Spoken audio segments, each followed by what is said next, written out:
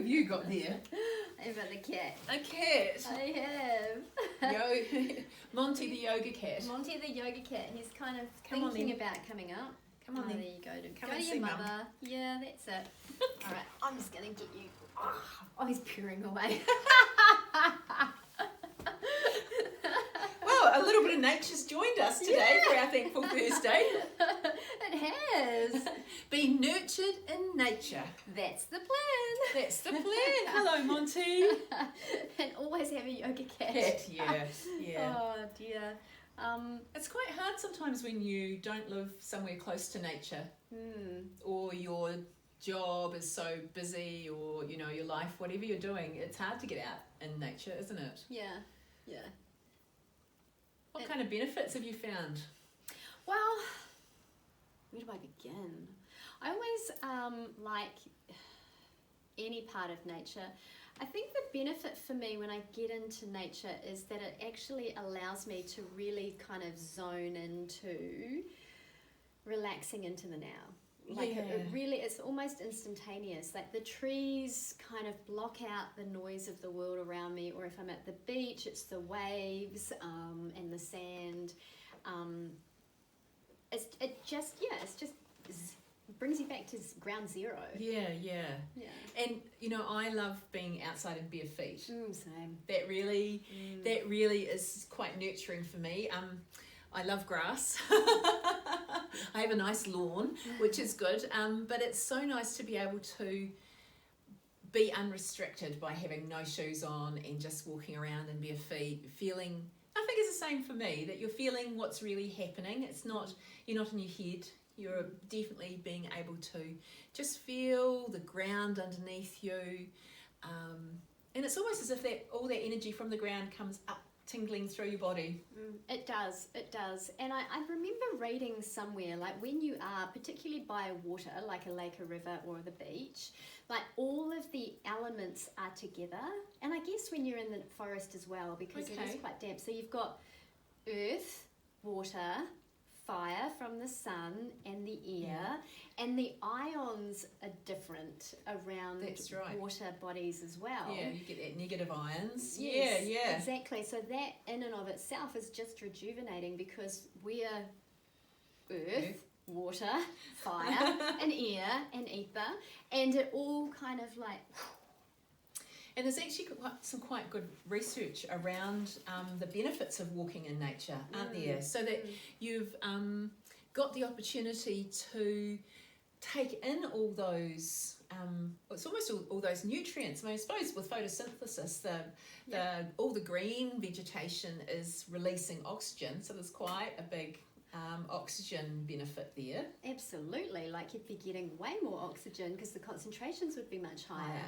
That's right. So in your concrete jungle with heaps of CO2. That's right. And everything else. Yeah. So I suppose we're lucky living in New Zealand. I was just thinking that. I was thinking, goodness, we're very lucky, because it takes zero time at all to get to a beach, a beautiful walk. We can do day tramps that are an hour away. I know. Just at the end of my block is the river. Yeah. So you're already walking along the riverside. There's a couple of parks within about a 5-minute walk each direction, or two directions. Yeah. We are lucky. We're very lucky. But it's, I guess if you're not so lucky and you do live somewhere where you have to travel a bit further to get... The other thing is it gives you perspective.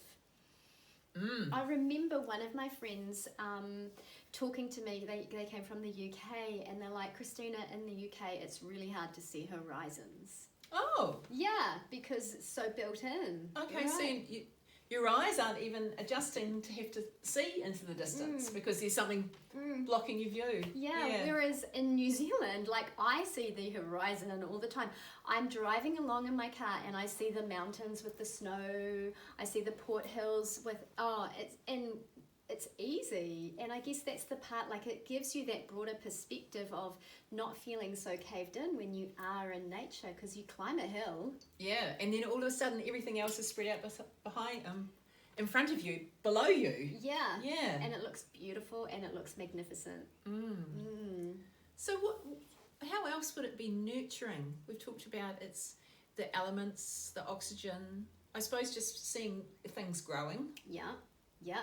And seeing, I love it when I'm going for a walk and I see, like, we have fantails in New Zealand, and they're very cheeky, cute little birds, and they love to follow you. So if you are walking and they're around, That's they'll be right. like, doop, doop, doop, doop, doop. Yeah, and I suppose They're quite playful. just at the moment there's quite a few butterflies around, monarch butterflies and white butterflies and red admirals and things. So there's the actual movement, and I suppose if you look up, Yeah. you're going to be seeing some birds. Yes, yes. So always, I think it's that connection to animals as well. Like, because really, like, I'm guessing way back when we were a lot more connected to animals, other animals. Whereas now it's just domestic cats and dogs and chickens and whatever else we may have as a pet. Yeah.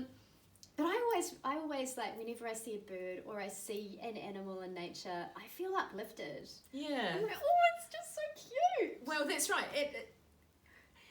And I suppose from a getting out of your head point of view too, you know, so you're going for a walk, you see an animal, and if you really see that animal or bird, you really understand that actually there's not much that you need to be worried about, because they're not worried, are they? No. Apart from where their next bit of food is, or where they're going to roost for the night or whatever, their lives are pretty uncomplicated. They're very uncomplicated because they're just completely anchored in, and they trust.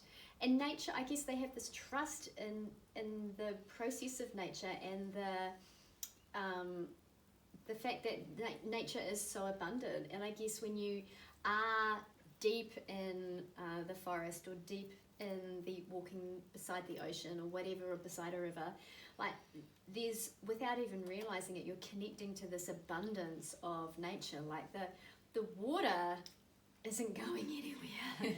And the ocean waves are not going to stop, are they? They're just going to keep rolling on in. There's enough there's enough water in the ocean, isn't there? Absolutely, it's not going anywhere. Actually, we just keep getting more with the ice caps melting. But anyway, that's another story. But it's interesting the way that we treat the environment, and as a human race, isn't it? In terms of, like, so nature is so nurturing, and it sustains human life. Right? Yeah. That's, you know, We need it. We can't live without the trees. We can't live without food and the biodiversity in the forests and and the grasslands. Or, you know, we were just talking before about some flooding, and, you know, if you live in the eastern coast of Australia, you know, the swamps have been drained. Yes. And the swamps are really necessary to keep that water in check, really. And so our modern day life has modified the environment to the extent that sometimes it's been bad for us. Absolutely, but that's because we're so disconnected from it that we actually don't realise that nature nurtures. Without nature, we are nothing. Like, without the sun, the air, the trees, the birds, the animals, the rain, the waterways, all being fresh, healthy, clean and natural, we are nothing. And that's probably why when we turn up at these places, there's like it's just an exhale, isn't it? It's like, I'm being held by this beautiful planet. Yeah. And I kind of like the cyclic nature of nature. Yeah. You know, we're moving into autumn, you know, and so that's a time of getting rid of what you don't need, ready for a restful time during winter before you flourish again in spring. And I think that the opportunity to get into nature and experience those cycles, those changes, is important for us too, because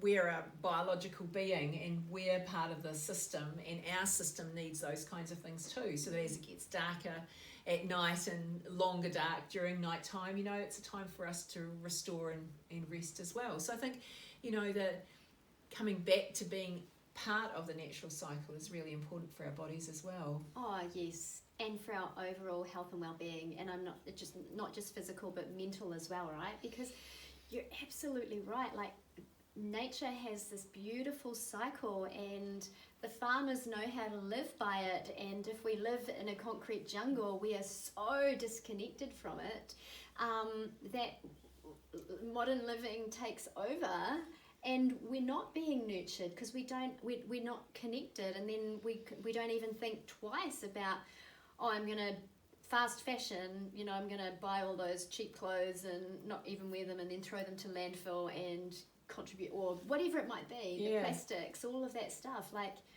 we're not really living in tune with our surroundings. Yeah. It just made me think when you were saying about that, you know, that we are blessed to live, most of us, with electricity, so we can have the lights on and we can be on the internet or on our phones or whatever, but you know, the course that we've just developed about sleep, you know, those are habits that we actually have to change if we're going to get good sleep, because we have to be part of that day-night cycle as well, because if we stay up too late, well, we're not going to go to sleep in time, and then we're awake at 2 a.m, and then we have to get up at 6. You know, so that idea of being more in tune with nature will help us in the day-to-day life as well. Absolutely. Yes, it's not even that you need to physically get into nature. It's just about allowing the cycles of nature, the natural rhythms of nature, to nurture you, because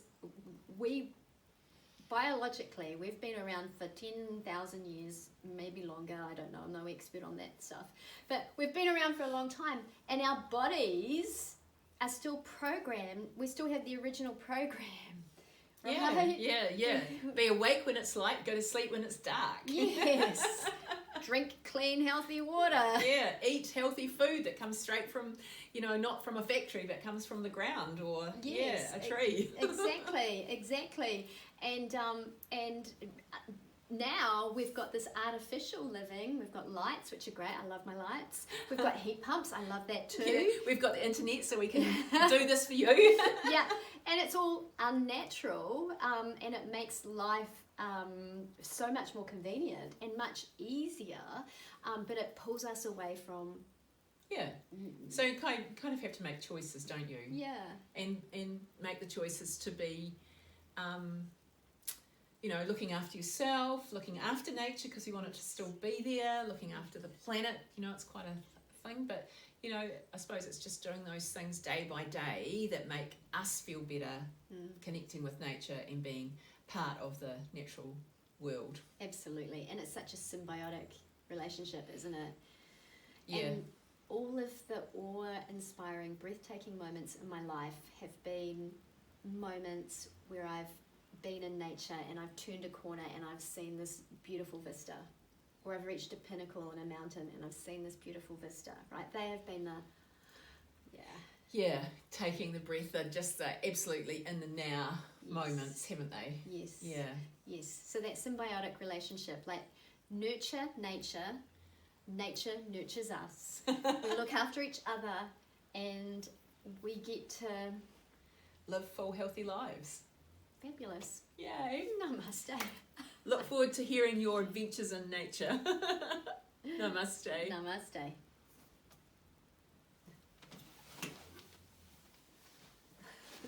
That took a tangent.